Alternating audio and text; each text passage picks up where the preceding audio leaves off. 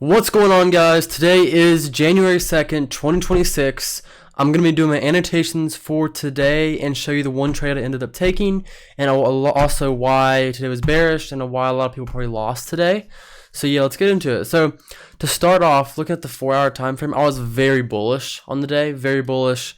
And the reason why I was bullish was because price is perfectly delivering from this 4-hour gap right here. Market 4-hour. I'm on the 4-hour time frame, by the way.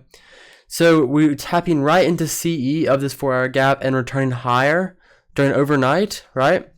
Then going to the 15-minute, I'll show you price ripped higher all night and into London session. We come up, we take this high. This could be argued as market maker buy model is complete. We come in, move higher, and we have this high as our completion high, but I wanted to see price move higher towards these two really good buy side draws. This wick and this wick, they're not relative equal, but they are stacked, making good LR, and I really wanted to see those get taken out today. And my narrative for today was to see price open, move lower to this 4-hour, because we have this 4-hour right in the middle of the range, and if I take my Fibonacci, drag it out, measure out the dealing range, this 4-hour is perfectly in, well, let me go to here, to the new day opening. We're right here in discount on 50%, and this is where I wanted to see price retrace to.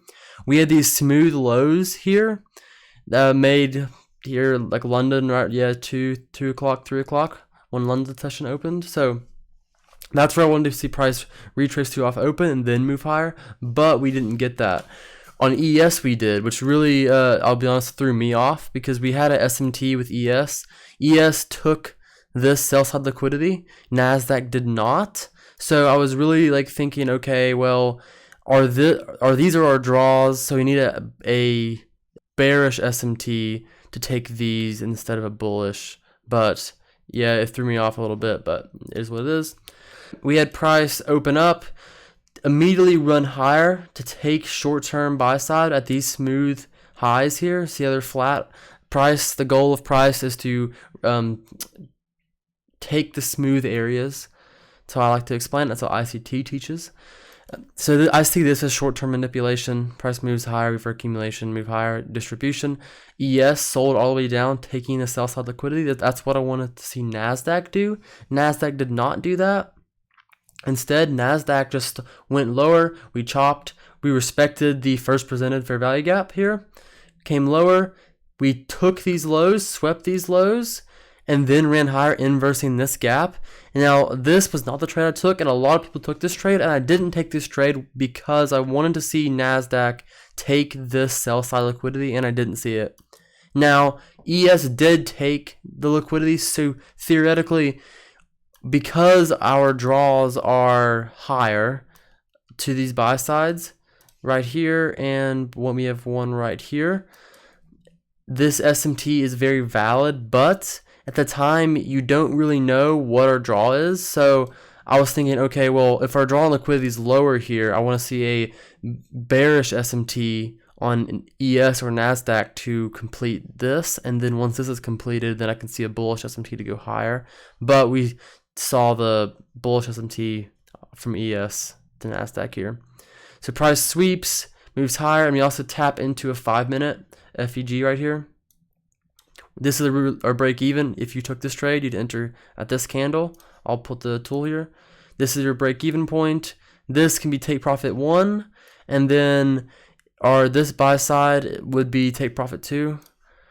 Price runs higher. This is a daily fair value gap here. We tap right into the bottom of this fair value gap. We wick the buy side liquidity. We sweep it. Immediately return lower. Now at this time I'm thinking, okay, retrace to go higher. 5-minute retrace.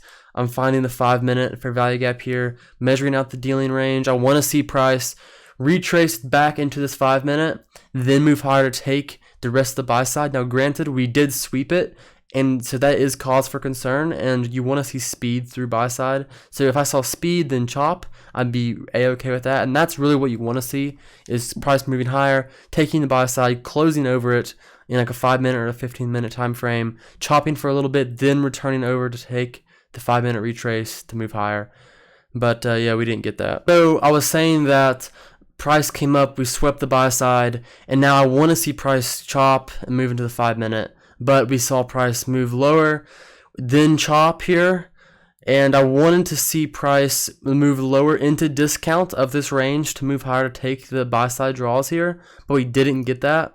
Instead, price came higher. We did inverse this 1 minute, and I didn't take this trade because price didn't go into discount, and I wanted to see price go into discount, and we didn't get it, and we also didn't get the speed and the momentum through the fair value gap. Instead, we had this very small hammer candle close inverse. I don't like that. I want to see momentum. Sometimes this does work, and I won't take it, but in this case, I would have been stopped out. So it was a good fade on my part. Then price came lower, inversing this 1 minute. This was a really good trade. We had one candle completely blowing through it with momentum. We had a sweep of this chop here. We had a SMT at this high on ES here to move lower, bearish SMT. So this was also honestly a really good trade. Then price moves lower. This also is another really good 2022 model. You could view it as that, as price is coming up, then price comes up. If we had a fair value gap here, it'd be better. And we're failing to take this high, so we come up, fail to take the high, and then we rapidly displace lower. This would be unicorn here, 2022 flash unicorn. Move lower, we get speed under the lows, we get speed under the lows, and then now price just rips, completely rips lower, goes all the way down to the new year opening gap. And that is a reason why I think we were bearish for the day, is because we had a new year opening gap, and that's going to act as like a mega draw in liquidity. So that's a reason why I think we were bearish. So price rips lower to take this sell side here. I'll mark this out, but there we go. So price move lower, take this sell side, we take the sell side, we chop, and immediately move higher for our higher time frame retrace. And this was the trade I ended up taking. I bought in here, targeted 50% of the range, stop 33 points, right there. This is my trade. I took this because we inversed this fair value gap and this fair value gap. I combined these. We had this one, but because we had so many fair value gaps in this range and I knew price wanted to go higher for a retrace, I decided to just void these and invalidate them because I knew price wanted to go higher and price was going to run through them. So that was my trade, targeting the 50% retrace of the range here. And that was about it. Macro times took buy side. Here at this macro time, price ripped lower to take this sell side and continued ripping lower all the way down to take this low, and eventually the hourly closed inversing all of these hourlies, and the 4 hour closed eventually inversing this 4 hour. So that was about the day. Really good volatility for the day, new year, I guess. So yeah, I mean, pretty good day. I really wish I could have caught this trade because this has been a money trade. I could have been out the market earlier, but no complaints. And yeah, that's about it, really. A really good trade. The 10 o'clock close, the 4 hour close, and the 1 hour close didn't tell me anything. I usually look to see for the 4 hour close and the 1 hour close to see if we inverse a 4 hour or 1 hour. We didn't. We just created a doji.